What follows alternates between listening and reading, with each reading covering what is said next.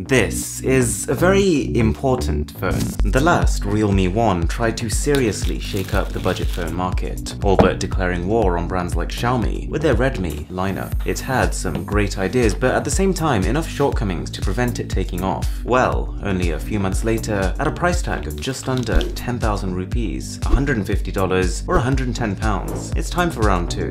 They call this the diamond cutting design. Without a prominent light source, it does look a little bit like just plain black, but when there is light, it scatters it in a really clever way to give the illusion of depth. I would say when there is light, it is every bit as beautiful as the Honor 10 or the P20 Pro. At the same time, it is similarly polarizing, so I'm sure there'll be plenty of people out there also who don't like it. What is unambiguous though is the strength that the glass adds to it. There is of course no flexing whatsoever, and it's scratch resistant, and these are two luxuries that at this kind of price you do not expect. Although there isn't any IP certification or wireless charging, just looking at the back alone, it could well be a device costing many times more. It's also a light phone, surprisingly so, given its colossal 4,230 mAh battery. Speaking of which, having a battery like that on a phone with as low power requirements as this one makes it a very durable unit for sure. It's not as good as I thought it would be based on the on-paper specs, but still, we're talking 18 hours of music or 12 to 15 hours of video. Really great battery life. It is still on micro USB, not the USB Type-C that we almost take for granted now on Android phones. And so the charging speed leaves something to be desired, but at least we still do have the headphone jack. Flicking round to the front, you've got a 6.2-inch display, quoting over 88% screen on the front. Although I've got to say, it doesn't look like it. Going off GSM Arena, if the OnePlus 6 is at 83.8%, this feels more like a 78.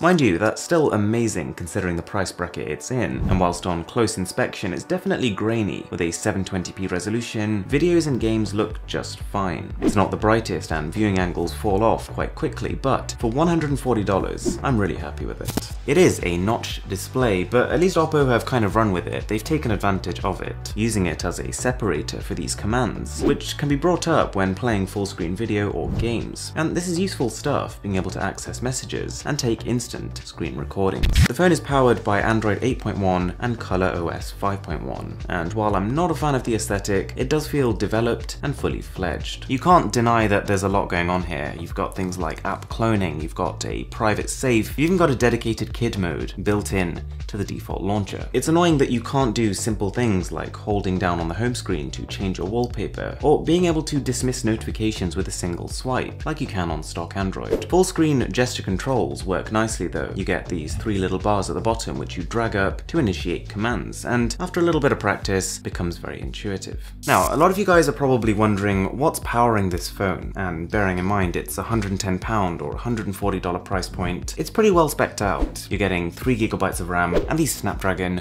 450, which for some perspective is just over half as powerful as the Snapdragon 660, which in itself is just over half as powerful as the 845.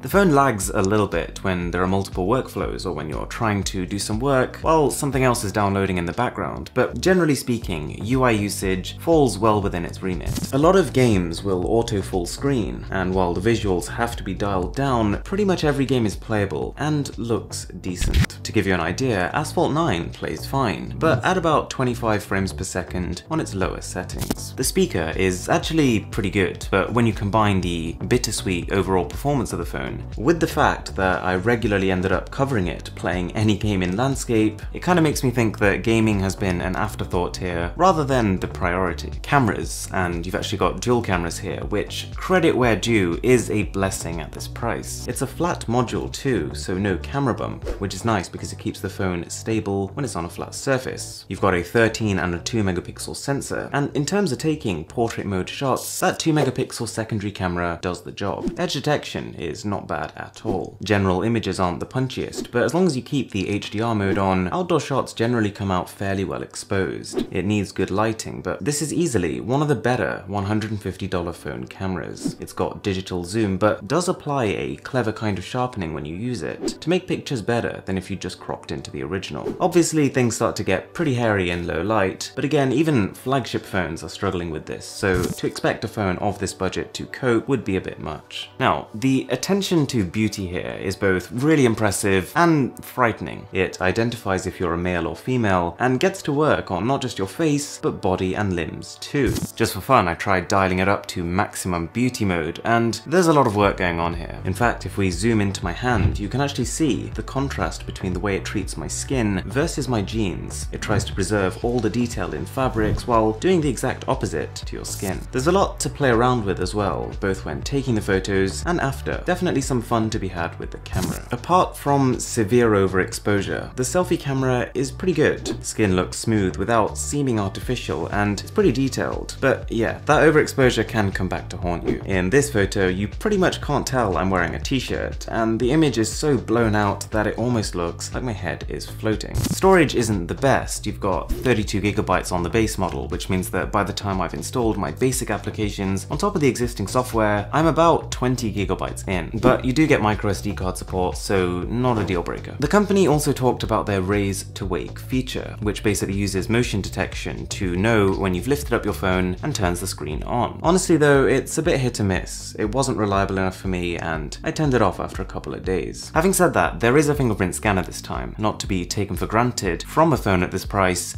and a step forward from the Realme 1. It is nice and spacious, but pretty much flush with the body, so you'll sometimes find you'll place your finger a little too much to one side. It is fast though, and I found myself defaulting to this instead of face unlock or using a pattern. Okay, so where does that leave us? Whilst over the last few weeks we've seen a lot of amazing value phones on the channel, it's worth bearing in mind that these have been targeted squarely at flagships. And you've got to remember that the Realme 2 is not targeted at the same consumer. It is a really cheap phone, and in some ways it shows, but the back panel, high screen to body ratio, and considerable battery life give it a real edge over pretty much any phone at this price. Thanks a lot for watching guys, I really hope you enjoyed the video, and if you're new around here, if you could smash that subscribe button down below, that would really mean a lot to me. My name is Aaron, this is Mr. Who's the Boss, and I'll catch you guys next time.